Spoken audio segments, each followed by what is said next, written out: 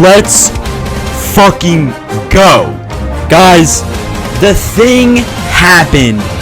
It actually happened. Kenny won the 2026 Supercross Championship. Is it Christmas?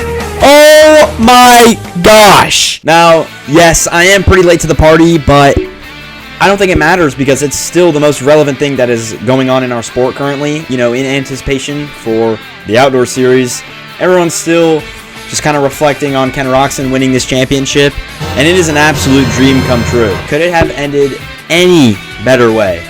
I don't think so. Suzuki has found its way to the top once again for the first time in 16 years with this Supercross championship. They haven't won a Supercross championship since good old Ryan Dungey won it on this bike right here in 2010. Ken Roczen, he restored greatness for Suzuki in 2016 when he won his Pro Motocross Championship.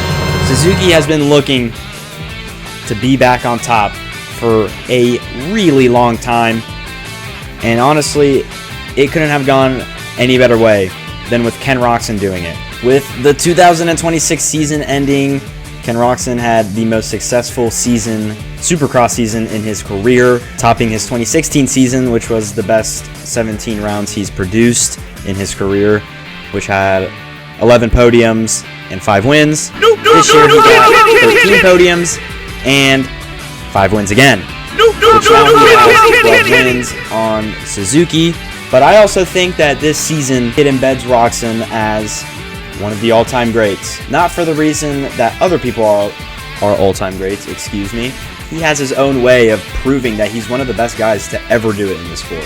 And I think it's pretty obvious as to why. First reason, I think, is his longevity. And if him and Eli Tomac and even Cooper Webb, if they're not the epitome of longevity in this sport, I mean, I don't know what is. I haven't really seen anybody like them be as good as they are in the pro scene of this sport as long as they have. I mean, Tomac and Roczen, they've been top level since their rookie years in 2014. And Cooper Webb, he joined the party a little later, but he's still been around for a while, and of the three, he has the most championships. But that doesn't matter. We're not talking about Cooper Webb right now.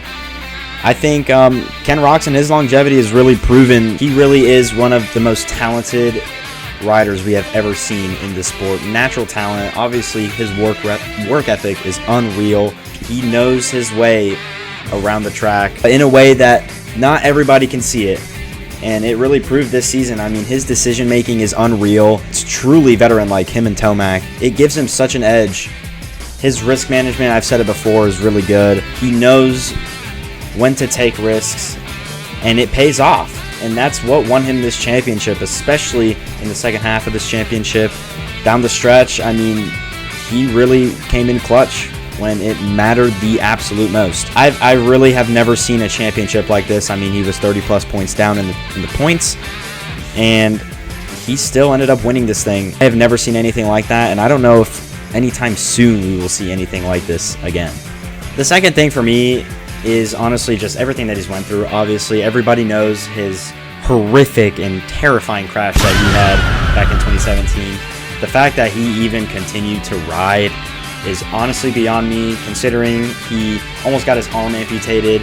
I mean, he came back and won a fucking Supercross championship. I don't think anybody is really ever going to do that again. People, they take bad hits, man, like Tomac with his double shoulder injury, and he has won every championship he's ever won was after that.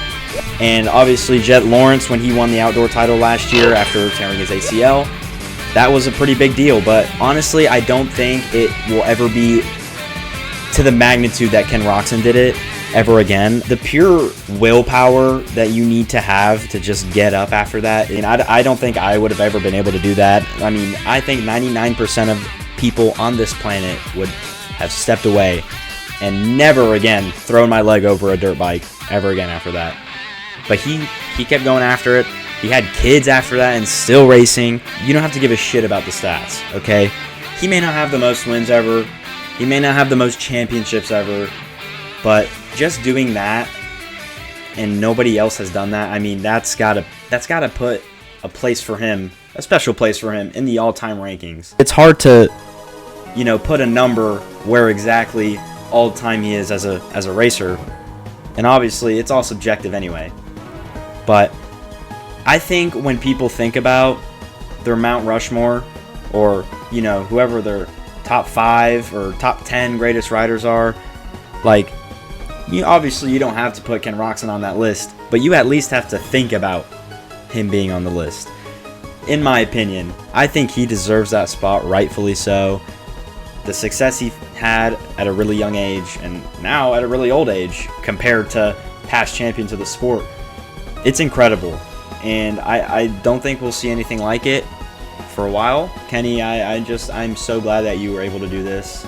Obviously, I have been watching ever since you came up into the 450 class. Obviously, I watched you in the 250 class as well.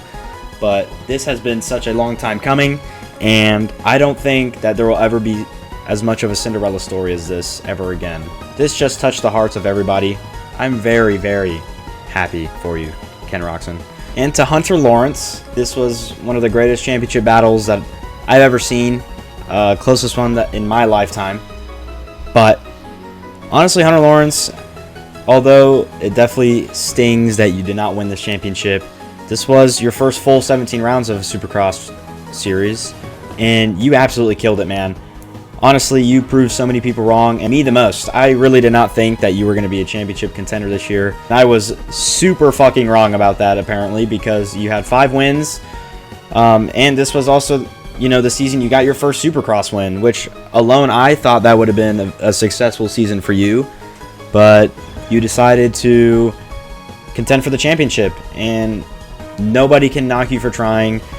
Honestly, like, the way that you handled this championship, you have been in title fights with your brother in the Super Motocross Championship. To manage that on 17 rounds, it's different. It's just a lot different. It's a lot harder to do. You handled it like a veteran, in my opinion. Your mentality was every single weekend. Like, it was very veteran-like, and I did really like that about you. You had, a lot of mental fortitude.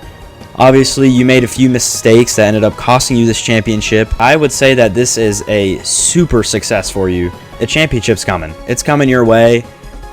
I will be shocked if you don't win a championship within the next 2 years. He's going to be in my top 3 every time for sure. He's not fucking around. I thought that he was going to transition into becoming a title contender for next year. No. I was very pleased with how Hunter Lawrence rode this season. Let's just see where the road takes Hunter Lawrence. I think this weekend I'm going to be making a video about the upcoming Pro Motocross opener and what I think is going to happen this season. But I need everyone to go follow my socials, my TikTok, my Instagram, and subscribe to my YouTube, please. And if you have big balls and you're straight as hell, you should go and hop on my Discord server if you're a man with big balls. So I'll see you guys later.